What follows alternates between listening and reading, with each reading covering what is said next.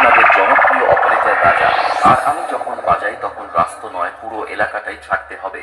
চলুন তাহলে আর দেরি না করে শুরু করা যাক।